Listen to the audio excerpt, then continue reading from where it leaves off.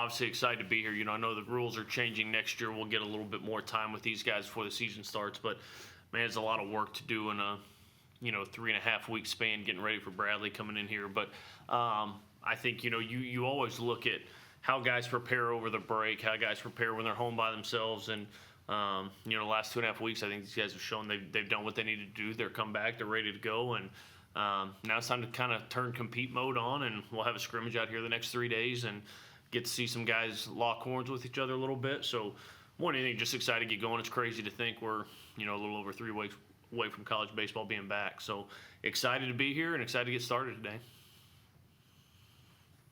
Coach, where can you tell that the mindset of this group is, even this early, and you've obviously, had the fall with them now. Where do they stand in that regard? Yeah, I mean, I think that's what you're always looking at is kind of the leadership piece, is who's going to kind of emerge is the group of leaders that run the team. We've said it for years. It's not a secret, man. The player-led teams are the best ones, and I think this group is really fortunate to have a group of 10 to 12 guys that have experience, that have makeup, that have been here before, and there's something to that, man. Like going through the gauntlet of this league, there's something to that experience. So I think this group's got a lot of that, and everything is going to be in this league and really college baseball in general. I've had a million people ask me about the season.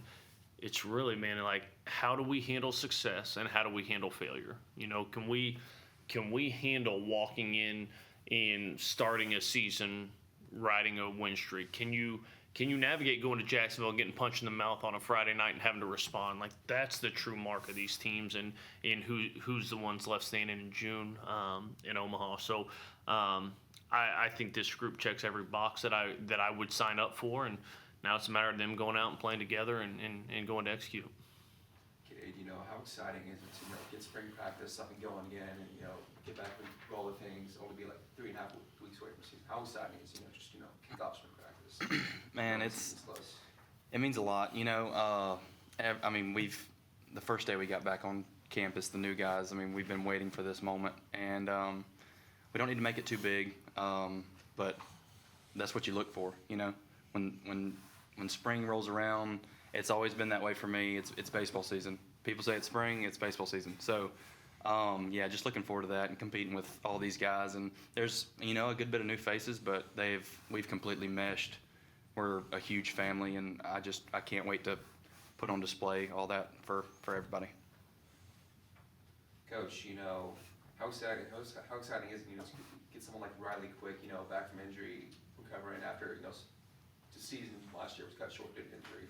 Yeah, I mean, you see Q throw 98, 99 against Manhattan. You don't think that's going to be the last bullet you see the rest of the year, but unfortunately it was. But, man, he's been so diligent and incredibly relentless in his pursuit of getting back healthy, and it started last year. I mean, that's a kick in the gut when you work your tail off, you do all that stuff, and in week 1 of the season, it's done. Like, that is tough. And the teammate he was last year, he would, I think, tell you the growth that took place in that 6 months that he wasn't on the field is going to serve dividends far beyond this year for him.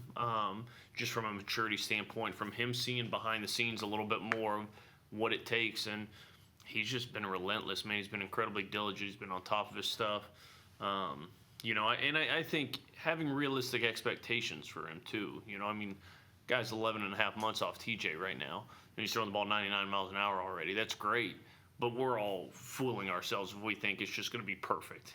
There's going to be some ups and downs. There's going to be some struggle. There's going to be some adversity. You saw it with Ben Hess a little bit last year, right? Like coming off of the injury he had the year before, this stuff was great in spurts, but it took him a little while to get going, and so I think having realistic expectations for Riley, knowing he's got a career far beyond the University of Alabama too. So making sure we do our job as coaches of taking care of him and preparing him to continue getting stronger as the season goes. But there's no secret when you flip the ball to that guy, you feel pretty good. Not just because it's electric stuff, but he might be the toughest dude on the field on either side. And so I think when you do that, that's the makings of everything you want in a starting pitcher. So excited to get him back healthy and to go on this journey with him, like I said, through the good and the bad of what's coming.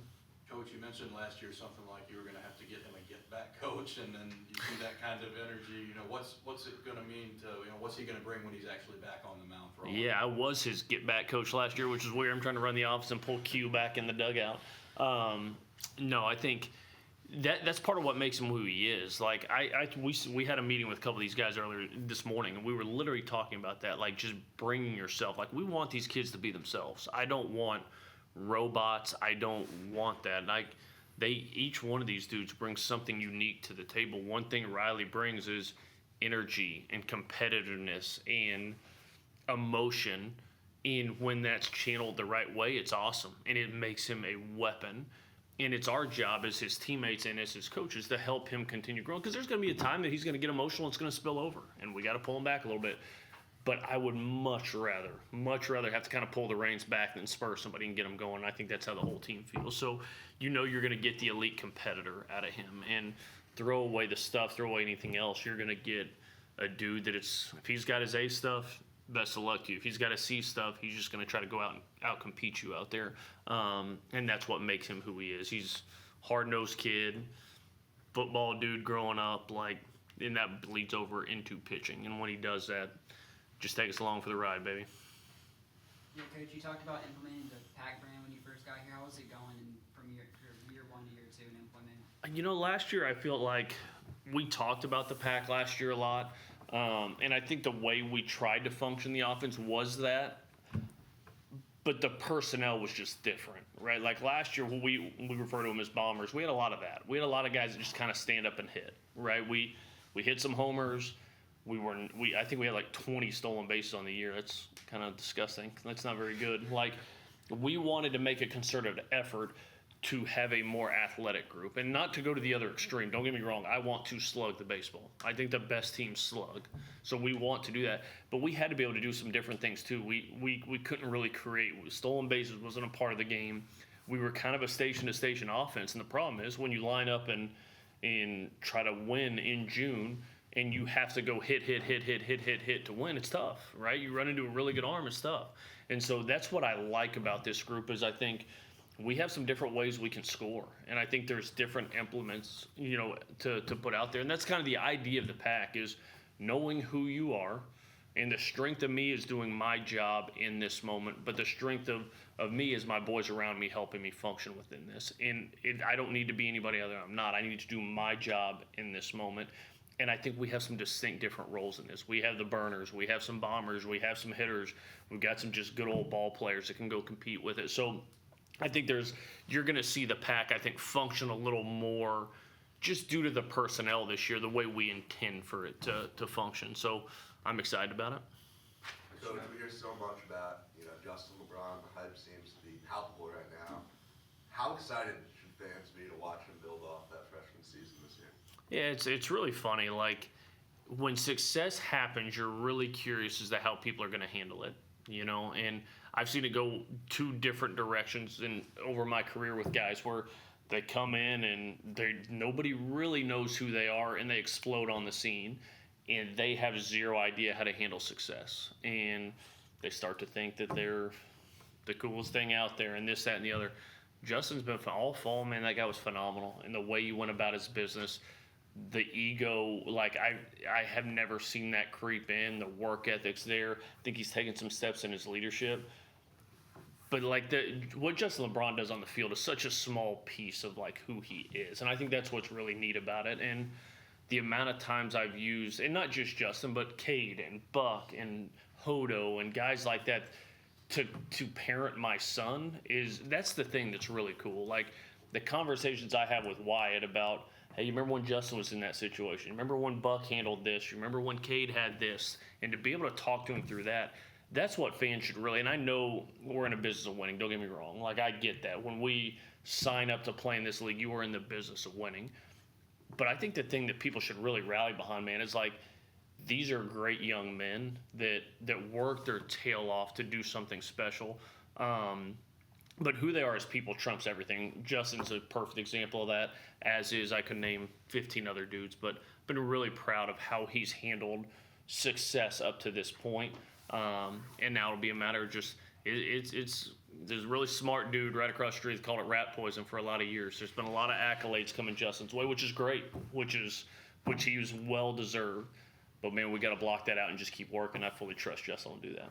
Coach, how valuable is it to be able to retain, a bunch of the pitching staff, especially from last year, and especially be able to have that, same, group of guys who threw a lot of innings last year, this year, while also being able to add, a few guys who could also, Yeah, it's huge. I mean, we talked about experience mattering, but one thing we really wanted to do, and Buck can attest to this, man, like, this dude's in the best shape of his life right now. Like, the consistency of what he's doing on a day-to-day basis, like, he was solid for us at times last year, but it's not the same guy even there, right? Like, the way he's come back, the way he's worked to be ready to go, it's not the same dude, which is awesome.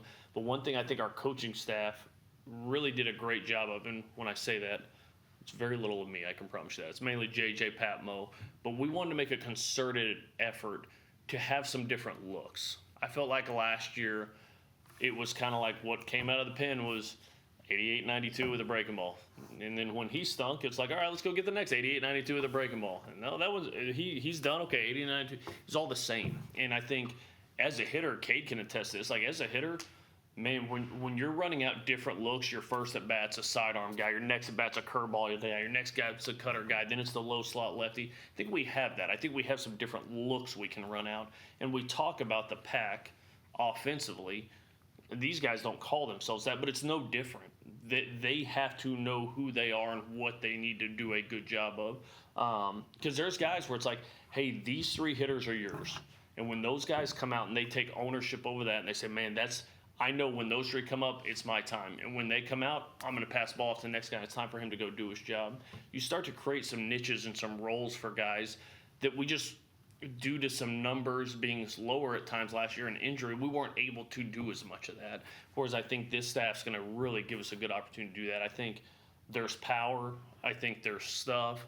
But I think there's also pitchability and looks that's going to make that kind of a barrier to oppose. Because I can just tell you, last year, I felt like every one of our scrimmages, we hit 9 homers and did all this stuff. This year, those games didn't look like that. And I don't think it was the nature of us not being good offensively. I think that group of arms has taken a really big step, which ultimately, even as a kind of an offensive-minded head coach, like, I know if I don't have these dudes, we ain't going very far. Like, pitching and defense is what's going to win it for us. And so, man, you asked me to take my pick, give me that pitching staff with different looks that mixes stuff, experience, and looks, and gosh, we'll take that and run with it.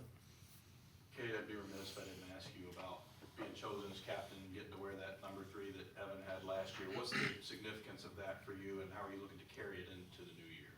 I'm pumped to kind of represent this program. I mean, I love these coaches. I love all the players, and for me to be picked by all my peers that are pretty much the same age as me, it means a lot. And I love those guys with all my heart, and it's reciprocated. Like, we show up to practice and we know what we need to do, and we show up to games, we know what we need to do, and I get to wear this number, but it pretty much signifies the whole team. All these guys, they've had my back, and I've had theirs through and through, and I'm just glad I get to be a part of something that's bigger than me. Have you thought about this moment in your journey from the context of you started at Auburn and now you're the team captain at Alabama? Yeah, I've thought of it, and I'm glad God's given me all these opportunities to kind of just show up and play a game that I've played ever since I was 4. I mean, you can look at it 2 ways. You can look at it as, yeah, I want to get back, I want to do this, I want to do that, but I'm happy I'm in the position I am now. I'm happy with the coaches and the players I'm around, and I think it's pretty, I wouldn't say easy, but it's easier to do good things around the players I'm with. I mean, these guys, they build me up. They'll let me know when I need to work on something, and I couldn't be more happy for the guys that I'm going to be playing for. 2 more questions. Buck, what's the lowdown on your new digits? My new number? 11's meant a lot to me. Kind of all the way through both sides of my family, my mom's side and my dad's side. I actually, 46, I was really excited to wear that last year because I was a Craig Kimbrell guy, and that's what he wore in Atlanta with the Braves. He's a Bama guy too, so it just kind of made sense. But as soon as I got the chance to switch to 11, I knew right away. I asked Hammy last year who wore 11, even if he minded me wearing it, and he was cool about it. So I just got that in order, and I'm excited to rock it. Coach, what are you hoping to see out of the freshmen as we're about 3 weeks out from the season and starts scrimmage? Yeah, I mean that group's they've really opened our eyes in a lot of ways. There's been some guys take some really big steps. You know, I think a guy like John Young, who has got to go stand with Justin LeBron at shortstop every day for 7 months, and you talk about Braun growing in leadership. Leadership isn't always just putting your arm around guys. Sometimes it's kicking them in the tail, and Justin kicked John's tail every single day the entire fall. And because of that, John is a much better player today than when he walked in August. And a big piece of that is Justin. So he's taken some huge steps.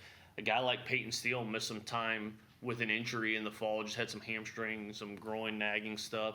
And golly, that guy can impact a baseball. And he's got the mentality you love, all of that stuff. So I think when you look at that class, man, like I was literally talking to these guys earlier about this.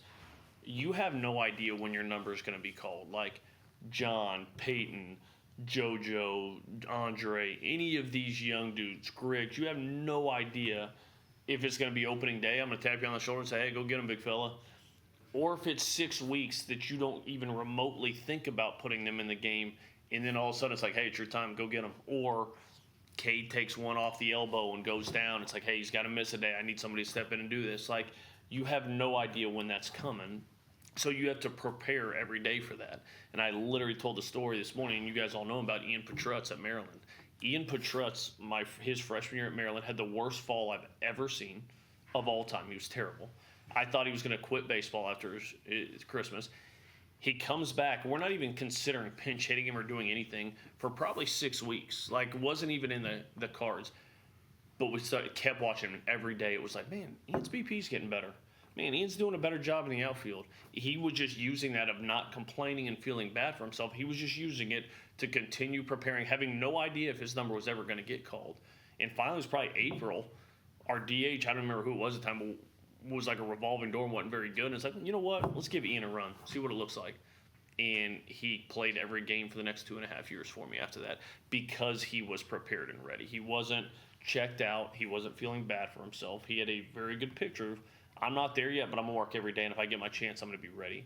That's what a lot of these young pups are going to need to do because there's some really talented veterans on this team. But we ain't going to get through the season without 1, 2, or 3 of those guys, I can promise you. There will be somebody that doesn't travel probably one of these weeks that's going to be impactful on whether we win a regional or not. It's just the way it goes every year. So those guys, it's just continuing to push, continuing to grow. I think the makeup of that group is really good. I think there's ability in that group. They've just got to stay ready, having no idea when their number is going to be called, but when they do, man, the light will show whether they've been working or not. And I trust with the way they've gone about their business. They'll be very professional in the way they handle it. Awesome. Thanks, guys. Cool. Thank you. All right, guys. Thank you all.